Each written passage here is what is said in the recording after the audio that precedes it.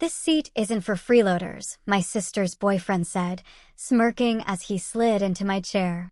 I just nodded, took a seat across the room, and ordered the priciest meal on the menu: appetizer, wine, dessert, everything. When the server arrived, I pointed back and said, "See that guy? He's paying." 15 minutes later, he walked to the counter and faced the $3,000 bill. I never thought a single dinner could shatter my entire family. But when my own sister tried to steal from me, I knew the quiet battle I'd been fighting was about to explode into open war. The air was thick with expectation that night, a familiar tension simmering beneath forced smiles and clinking glasses. It felt less like a celebration and more like a carefully orchestrated performance. Honestly, I'm not usually one to get worked up over the small stuff. I've always been the type to shrug, brush it off, and move on. Life's too short, right?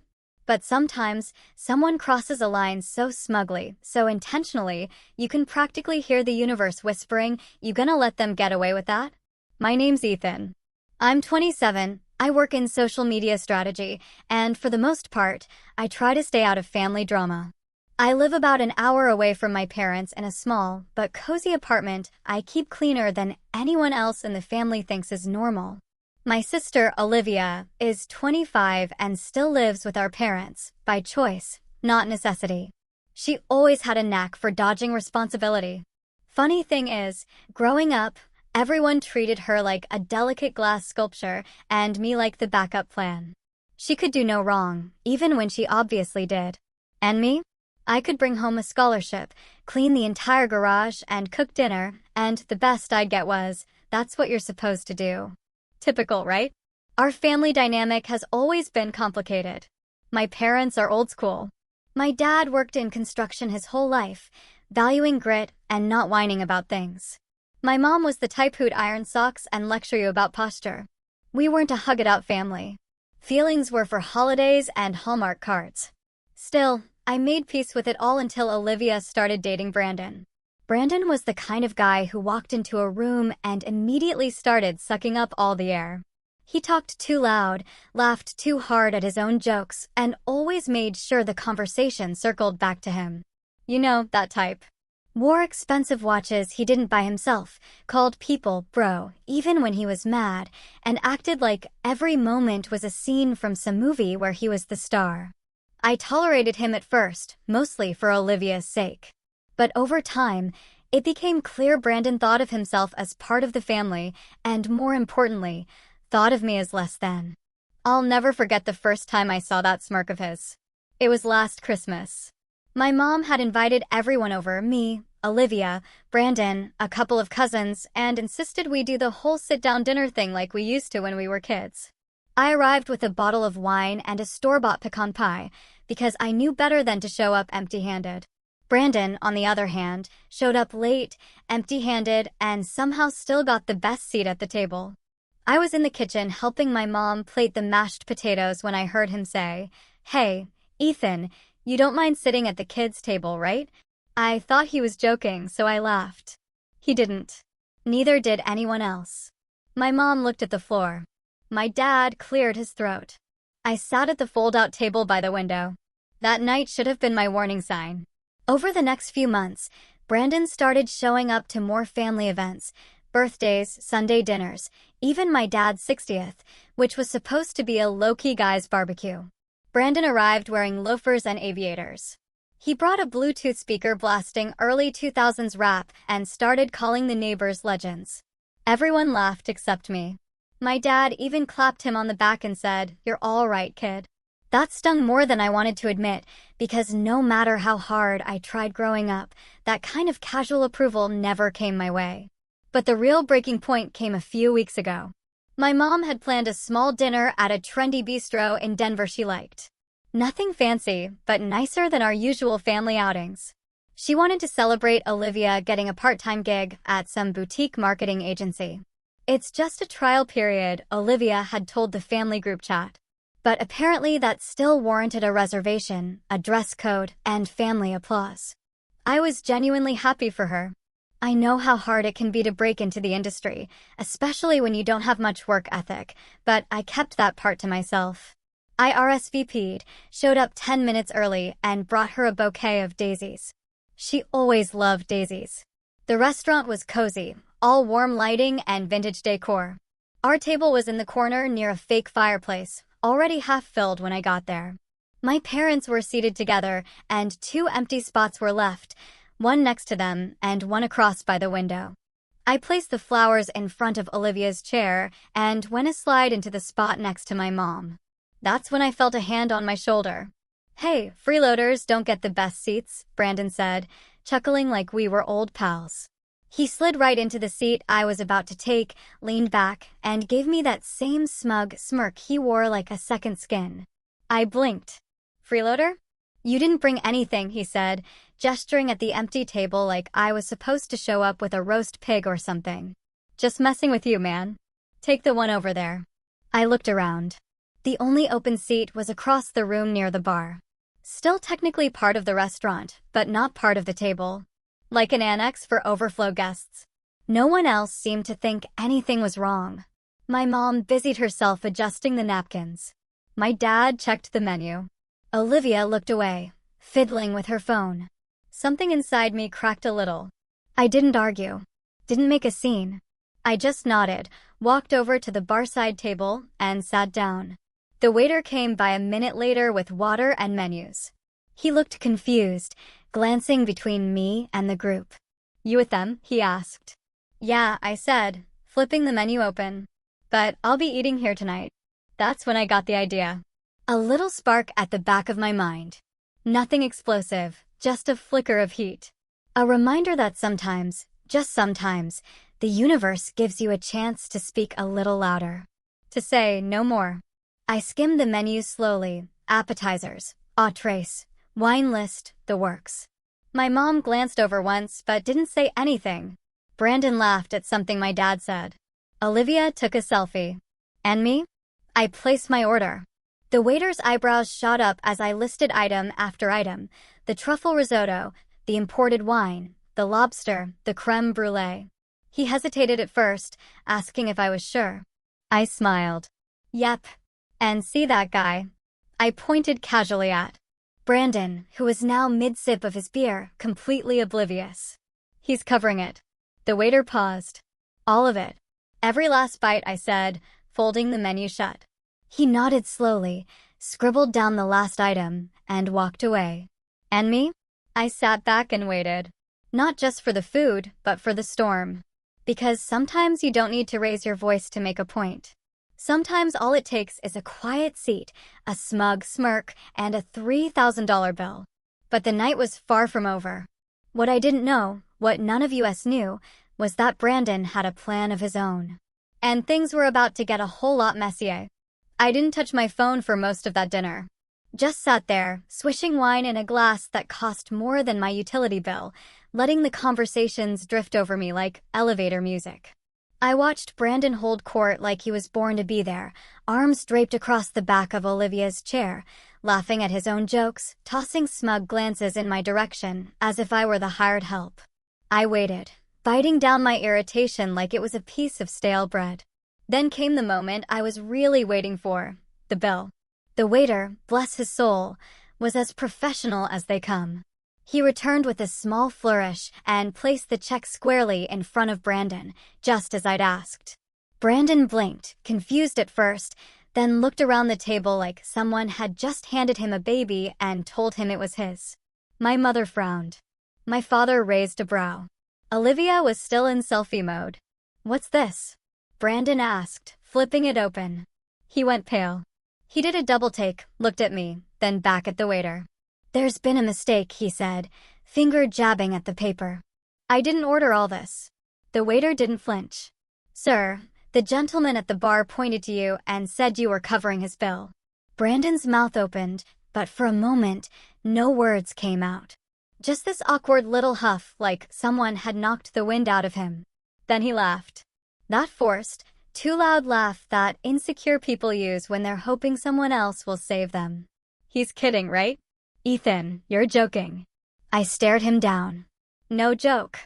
He looked at Olivia like she might jump in. She didn't. Instead, she turned to me, her brows pinched like I had just ruined the family photo.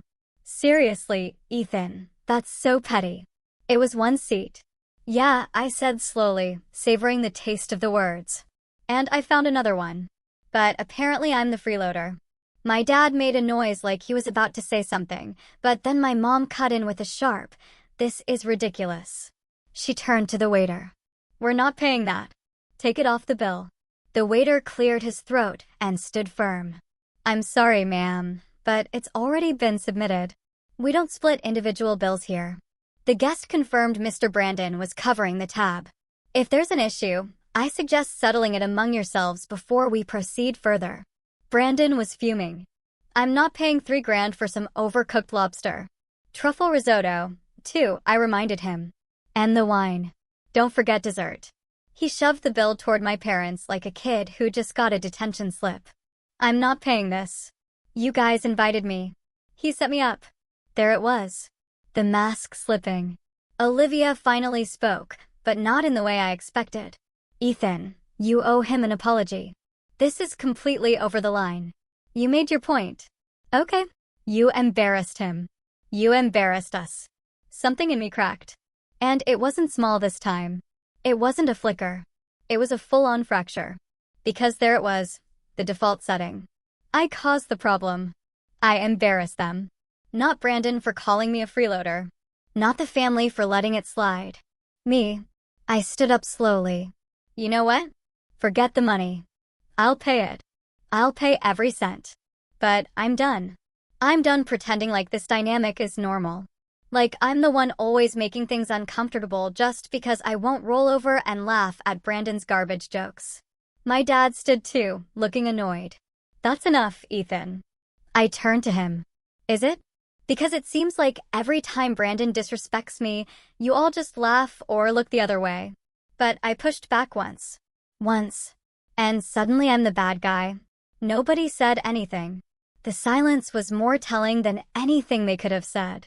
I paid the bill, left the waiter a tip so big he did a double take, and then I walked out. No dramatic exit, no slamming doors, just me and the soft tap of my shoes on the pavement. But that wasn't the end of it. That was just the match being lit. What happened next is what really made it personal. The days that followed were quiet. Too quiet. I didn't hear from Olivia. Didn't get a passive-aggressive text from Mom. No cryptic forwarded emails from Dad about forgiveness or letting things go. I figured maybe the message landed. Maybe they were letting it sink in. Or maybe they were just nursing bruised egos. Either way, I didn't reach out. Then came the betrayal. It was a Sunday afternoon. I'd just finished a jog, sweating and sore, when I got a call from a number I didn't recognize. At first, I let it ring, but something told me to answer. "Hello. Hi. Is this Ethan Turner?" "Yeah. Who's this?" "This is Sarah from Summit Financial Bank. I just wanted to confirm a recent transaction request on your account. We received a call this morning requesting to add a cosigner to your personal checking account. Someone named Olivia Turner." I stopped in the middle of the sidewalk. "I'm sorry, what?" The woman on the line sounded calm, robotic. "Yes. A request was made to add a co-owner to your account ending in 7285. We paused the process to verify as this is an unusual request." My heart dropped into my stomach. I never authorized that. I assumed as much. The caller had some of your information, but failed to verify one of the security questions. "I've placed a hold on the request and flagged your account for monitoring. You might want to change your password and consider placing a fraud alert." I ended the call in a daze. My fingers were already moving, logging into my account, checking balances, freezing cards. Everything was still there for now. But the fact that someone even tried. I knew exactly who. Olivia. And probably Brandon's idea. I sat down on a park bench, still breathing heavy from the run and now from the rush of betrayal. I thought about the family dinners, the awkward silences, the looks that passed like cold wind when I dared to speak up. I thought about all the times I'd been told to just get along. Don't rock the boat. Be the bigger person. And I realized something I should have seen a long time ago. They didn't see me as family. They saw me as a backup wallet. I didn't confront her right away. I wanted to be sure. So I waited. I checked my email. I called the bank again, asked for a transcript of the request. Sure enough, they had a recording. A high-pitched voice pretending to sound professional, stumbling over my middle name. I'd recognize that voice anywhere. I had my proof. But it wasn't just about the bank. It was what came next that really drove the nail in. A few days later, my mom called. Her voice was tight, clipped, like she was holding something back. "Ethan, your sister told me you're being difficult." Is that what she said?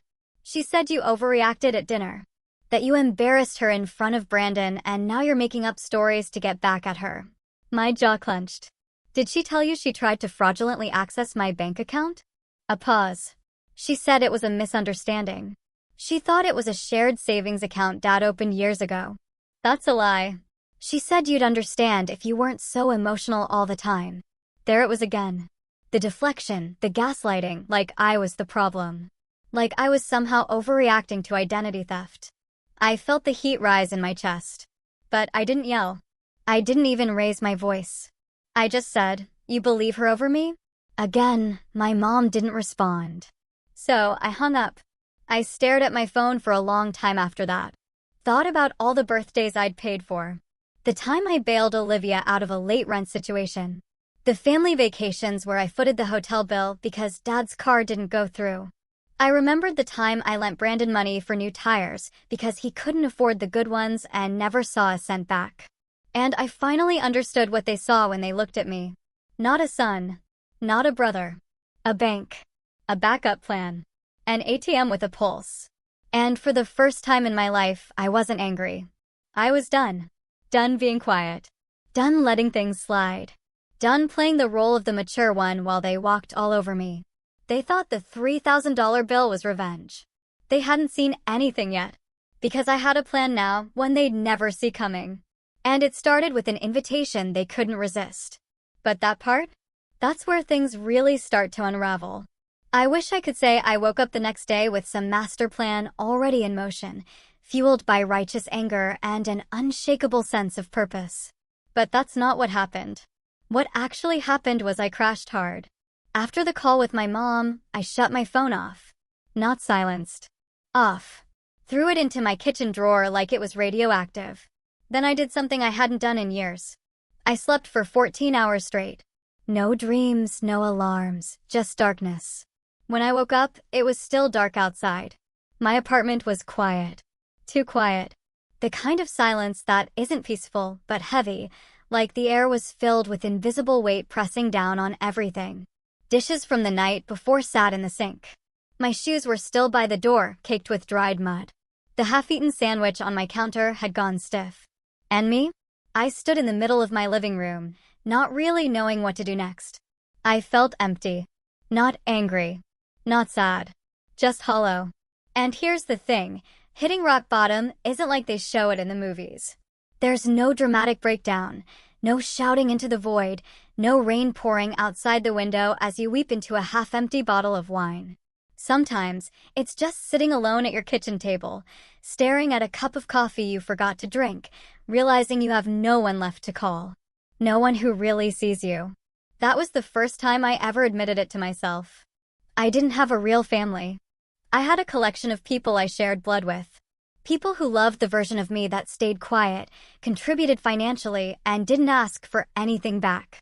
But the moment I pushed back, the moment I set a boundary, they called me emotional, petty, difficult. That realization, that was the real bottom. For a while, I drifted. I went to work, did what I had to, came home, microwaved frozen meals, and watched reruns of shows I didn't even like anymore. I didn't answer texts. I skipped calls. When my cousin Daniel invited me to his wedding, I declined without reading the invite. I even ignored my birthday. No one remembered it anyway, not even Olivia. But sometimes, when everything else falls away, what's left is truth. And that truth slowly started to become my foundation. It started small. One Sunday morning, I opened the blinds. I hadn't done that in weeks. The sunlight stung my eyes, but I let it in anyway. Then I cleaned. Like, really cleaned. Scrubbed the sink, vacuumed the rug, tossed out everything in my fridge that had expired. It wasn't much, but it felt like a restart. Next, I bought a new notebook, just a plain black Moleskine. I wrote on the first page, "What do I want?" It stared back at me like a challenge. At first, the answers were simple: peace, respect, freedom from guilt. But the more I wrote, the more it evolved. I want a circle of people who actually give a damn. I want to stop apologizing for existing. I want to build something of my own. And maybe the most important one, I want to never need them again. That became my mantra. I started waking up early, not for work, but for me. I'd go on long walks, listen to podcasts that didn't tell me to grind harder, but instead asked better questions. I started journaling every night. Started cooking again, real meals, not frozen trays. I signed up for a fitness class, too, something light, just to remind myself that my body existed and that it deserved care. I also cut off all auto payments and stopped sending money to Olivia's old Venmo account. No explanation, just turned off the faucet. If they wanted to see me as a wallet, they'd now realize I had a logout button. Work became a strange kind of sanctuary. I used to see it as something I did to pay the bills, but now it was structure, purpose, something no one could take from me. My boss noticed the change, said I seemed more focused, more grounded. I didn't explain why. I just thanked her and asked for more responsibility. 3 months later, I got promoted. Not huge money, but enough to move out of my one-bedroom and into a corner unit with better light.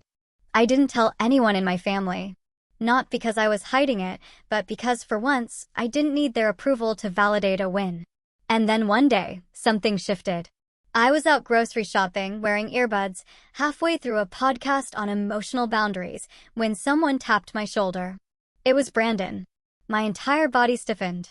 He looked the same. Too much cologne, expensive jacket, hair slicked back like he was auditioning for a bad soap opera. But something about him was off. He looked nervous, sweaty, like he hadn't slept. "Ethan," he said, giving me this awkward half-smile. "Man, hey, didn't expect to run into you." I said nothing, just stared. He cleared his throat. "Listen. Can we talk about, what?" "Just stuff. Look, I know things got out of hand." I wasn't trying to. "To what?" I interrupted, my voice calm. "To get access to my bank account? To call me a freeloader while eating food I paid for? To lie to my family about me being emotional while you tried to commit fraud?" He flinched. Okay. Look, I messed up. All right. I thought you'd be okay with it. I thought we were cool." Cool. That word again. That casual dismissal of accountability. That attempt to wrap a grenade in bubble wrap and call it a party favor. "We're not cool, Brandon. We never were." He looked around like someone might rescue him. "Olivia's mad at me," he said quietly. "Says I embarrassed her. That I ruined her relationship with Mom, that none of this was worth it." I stared him down. "So, why are you really here?" He hesitated, then shrugged. "I guess I was hoping you'd, I don't know, talk to her. Help smooth things over. You're her brother." The irony almost made me laugh. "I was her brother," I said. But apparently that wasn't enough. He opened his mouth to reply, but I was already walking away. I didn't owe him a single syllable more. That night, I found myself sitting at my desk, staring at the notebook again. What do I want? I flipped to a fresh page. What do I deserve? The answers came faster this time. Peace. Truth. Respect without begging for it. A life that isn't dictated by guilt. And that's when the final piece clicked into place. Not revenge. Not petty payback. But something bigger. Something permanent. A shift. I realized I had spent so much of my life trying to prove my worth to people who had already decided it didn't exist. That if I just worked harder, paid more, stayed quieter, they'd see me. But they didn't want to see me. They wanted to use me. And now that I'd walked away, they were scrambling. Not out of love, but out of loss. Of control. Of convenience. Of access. And you know what? Good. Let them scramble. Because I was done proving anything. I was building something now. Quietly. Carefully. And soon they'd see just how much they'd underestimated me. But first, I had one more invitation to send out. One that would look innocent enough, a birthday dinner. All of them in one place. Brandon, Olivia, my parents. A make-amends gesture. That's what they'd think. But really, it would be the final act in a play they didn't even know they were starring in. Because the table was set. And this time, the seat they slid into wouldn't be theirs to claim. Invitations can be dangerous things. One simple message, 12 words to be exact, set the entire plan in motion. Dinner next Saturday. My treat. No drama this time. I promise. Ethan. That was it. I sent it through the family group chat that had been collecting dust for months. I didn't expect replies, not immediately. But within 20 minutes, my mom responded with a passive, "Let's hope it goes better than last time." Olivia followed with a thumbs up emoji. My dad predictably sent a K. And Brandon? Brandon heart reacted the message, then followed up with, "Looking forward to it, bro." The nerve of that guy. But that was good. I wanted them relaxed. I wanted them smug. I wanted them thinking I'd come crawling back, tail between my legs, ready to beg for forgiveness and be the bigger man again. That was their pattern. Create chaos, make it my fault, then wait for me to fix it. Not this time. This time, I wasn't their doormat. I was the floor plan. From the outside, it would look like a nice little family dinner, a reunion, a bridge being rebuilt. But in reality, it was an ambush. A reckoning. Carefully planned, meticulously staged, and long overdue. The restaurant I chose was no accident. Antoine's, an upscale restaurant tucked behind the historic district in downtown Chicago. Expensive, elegant, intimate. A place you booked weeks in advance. The kind of place where waiters wore white gloves and pronounced the menu items with a softness that made you feel underdressed no matter how hard you tried. I'd done some marketing consulting for them last year, helped them rebrand their socials, and optimize their site for local search. In return, I had a standing relationship with the owner, Antoine, a soft-spoken culinary artist with a sharp memory and sharper sense of justice. When I called him and explained what I needed, a private room, custom service, a bit of theatrics, he didn't even hesitate. He said in his warm French accent, "A family affair?" "Yes, something like that." "You want them to remember this night?" "Exactly. I will prepare a menu they cannot forget." He paused, then chuckled. "And of course, the bill they will never live down." Perfect. Over the next few days, I worked silently, methodically. While they probably assumed I was folding napkins and rehearsing apologies, I was calling in favors, scheduling meetings, laying track for a train they wouldn't see coming until it was too late. The first person I called was Sophia. Sophia and I had worked together years ago, back when I was still cutting my teeth at an old agency. She was sharp, no nonsense, and had since become a legal consultant for a firm downtown. She'd always been kind to me, smart too. The kind of person who could read a contract and instantly spot a hidden clause like a hawk spotting prey in a field. I told her everything about the bank account incident, the fraud attempt, the mistreatment. She listened without interrupting, then said, "You should have come to me sooner." I know, I admitted.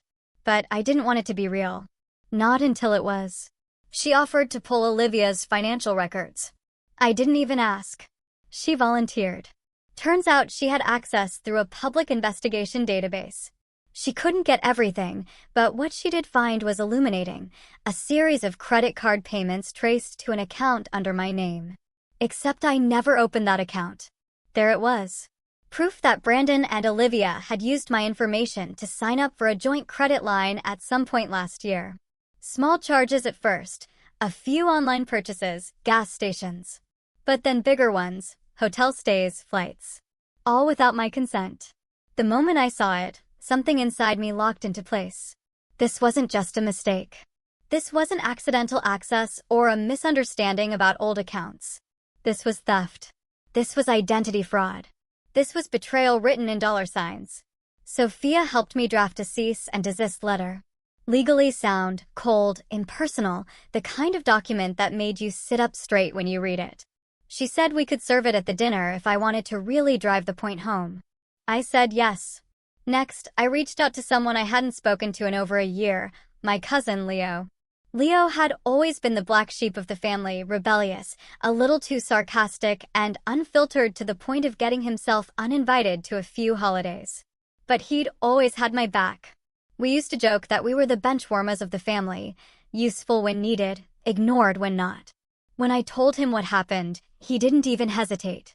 Bro, I've been waiting for an excuse to watch those clowns squirm. I invited him to the dinner, told him to dress sharp, act polite, and keep his phone ready. His job would be simple: document everything. I had a seat reserved for him at a nearby table in the same private room, disguised as a solo guest. No one would even recognize him at first, but when the time came, he'd make his presence known. And the footage? That was going to be for insurance, literally. Speaking of insurance, I also contacted my financial advisor and flagged all recent activity on my accounts, changed passwords, and locked down my credit reports. I even opened a new bank account, this time with dual authentication and in-person access for major changes. Just knowing that they couldn't touch my finances anymore gave me a sense of control I hadn't felt in months. By Friday, everything was ready. The dinner was scheduled for 6:30 p.m. Saturday. Antoine had set aside the private room with the grand piano, gold-accented tableware, and fresh-cut orchids at each place setting. A little over the top, maybe, but I wanted the scene to feel like something out of a movie, because honestly, it was. I picked out a charcoal gray suit, pressed and tailored, shaved, trimmed my beard, and looked in the mirror for a long time before heading out. I looked different. Not just sharper, but stronger, more solid, like I'd finally stepped into the version of myself I'd always been told to suppress. And as I buttoned the last clasp on my coat, I whispered something to my reflection: let them think you're here to forgive. Then I smiled. Because that's what'll make it hurt more. I arrived 15 minutes early.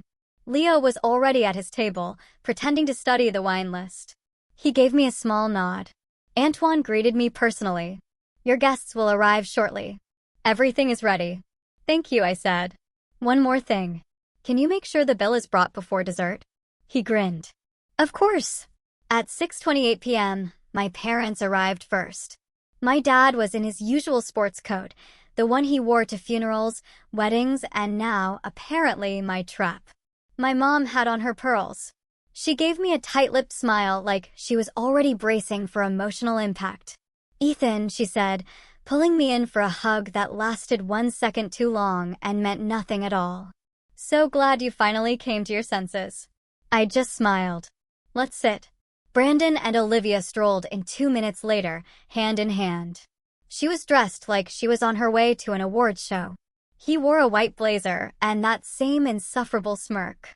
Brandon clapped me on the back like we were frat brothers. Now, this is more like it. See, I knew you'd come around. I gestured to the seats. Please, let's enjoy the evening. The meal began smoothly. Too smoothly. Small talk. Awkward laughter. They talked about trivial things: work, local news, some new cafe my mom liked. Brandon bragged about a marketing project he was consulting on, which probably meant he was reposting Instagram stories. My dad grunted agreement every few sentences like he was a sentient nod. I played along, laughed when appropriate, complimented the food, made eye contact. I let them all believe I was back in the fold until the waiter placed down a single white envelope. Not the check. Not yet. This one was for Olivia. She picked it up with confusion. What's this? Just something I wanted you to see, I said casually, sipping my wine. She opened it. Her face paled in real time. It was the cease and desist letter, signed, dated, attached with an official notice from Sophia's firm outlining the discovery of fraud, including specific dates and dollar amounts linked to the credit card she'd opened in my name. My mother blinked. What is that? Olivia tried to speak, but Brandon leaned over and read it upside down. His smile faltered, then vanished. What is this? He hissed, his voice low. Paperwork, I said, outlining exactly how you two used my identity to fund vacations, shopping sprees, and whatever else you thought you could hide. Olivia slammed the letter on the table. Ethan, what is this crap? You invited us here to ambush us. No, I said calmly. I invited you here to give you a choice. Everyone fell silent, even my dad. A choice between admitting what you did, making it right, and facing consequences like adults, or continuing to lie, in which case this becomes a legal matter. Brandon stood up. You've got nothing. You can't prove. I tapped my phone and played the audio file. The recording of the bank call. Olivia's voice, hesitating, failing to answer a security question. The entire attempt laid bare for all to hear. She froze. And just as my father started to sputter something, probably another deflection, another call to let this go, the waiter appeared again with the check. $3,462. Brandon blinked at it. Olivia was still in shock. My mom whispered, This is insane. I leaned back. No, this is closure. But we weren't done yet. Not even close. Because what came next? That was the final straw. The real betrayal. The final unraveling. And I wasn't the only one holding cards at this table. They say revenge is best served cold, but I disagree. Revenge should be served warm. Just warm enough for everyone at the table to feel it in their gut. Brandon was the first to speak after the audio played. I don't remember making that call, he said too quickly. That could be anyone. The words were hollow, weak, desperate. He looked around for backup from Olivia, from my parents, but none came. Olivia looked stunned, her mouth slightly open. My mom seemed frozen, her hands clasped so tightly her knuckles had turned white. My dad, he just looked tired, like this was the first time he'd seen the house he helped build starting to crumble. I looked straight at Olivia. You said I was emotional. Petty. That I embarrassed you. But I never lied. I never stole. I never used you to fund my life. She didn't respond. Not a word. And that's when Leo stood up from his table. I had almost forgotten he was there, lurking behind a linen napkin and a glass of wine. His phone was still recording. Hope you don't mind, he said casually. Thought someone should capture the moment for posterity. Brandon's eyes widened. You recorded this? Leo smirked. Wouldn't you? Identity theft. Fraud. Deception. I mean, if this were a reality show, you'd be the villain everyone loves to hate. Delete it. Olivia finally snapped, her voice cracking. This is private. Actually, Leo said, your brother invited me. I'm part of the guest list. And legally, in this state, only one-party consent is needed, which means this is perfectly within the law. Olivia looked like she might leap across the table, but she didn't. Not with Antoine standing silently in the corner, arms folded, eyes locked on her like a disappointed maitre d', watching someone chew with their mouth open. Brandon threw his napkin onto the plate. This is bull. You lured us here under false pretenses. You wanted to make us look bad. No, I said, standing slowly. You made yourselves look bad. I just let the truth do its job. Then I took out 2 more envelopes from my inside coat pocket and slid them across the table. One to my parents and one back to Olivia. What's this now? My dad asked wearily, not opening his. Boundaries, I said. Written and notarized. My mom blinked. Excuse me. Power of attorney revoked. Emergency contacts updated. Access to any joint accounts closed. I've even removed you both from my healthcare directives. Olivia's jaw dropped. You can't. I just did. My dad looked like he wanted to protest, to puff his chest and assert his authority like he used to when I was 12. But all that came out was a sigh, deep and weathered. Maybe he knew this was the end. Or maybe he'd just run out of defenses. And then, finally, came the bill. Antoine returned with his silver tray. The check nestled on top of it like a relic of war. Brandon picked it up, expecting, I could see it in his face, for it to be a joke. A flex. A power play. But when he read the total, $3,462.79, his face turned to stone. You're insane. Funny, I said. That's what you called me when you tried to make me sit across the room like some servant. That's what you called me when you stole from me. He shoved the bill toward me. I'm not paying this. I didn't ask you to. Then why is it addressed to me? Because last time you said I was a freeloader, so I figured you'd be proud to foot the bill. But don't worry, I already paid. He froze. Wait, what? I pulled the receipt from my coat pocket and unfolded it slowly, laying it on the table like an ace at the end of a poker game. His name had been written on the original bill. Yes, but mine was on the payment receipt. You paid it? Oh yeah, I said. I always intended to, but not before giving you the chance to do the right thing. I leaned forward. You didn't. Silence. Even the music in the background seemed to hush. Then, slowly, I placed one last envelope on the table. My final card. "What is this, Ethan?" my mom asked. "A letter to the firm where Brandon consults, detailing all the fraud, the joint credit card, the voice recording, the financial abuse." "I haven't sent it yet." Brandon turned pale. "You'd ruin me." "No," I said calmly. "You ruined yourself. I'm just giving your consequences directions to find you." "You're bluffing." Leo laughed behind me. "Oh, buddy. He's not bluffing. He's been planning this for weeks."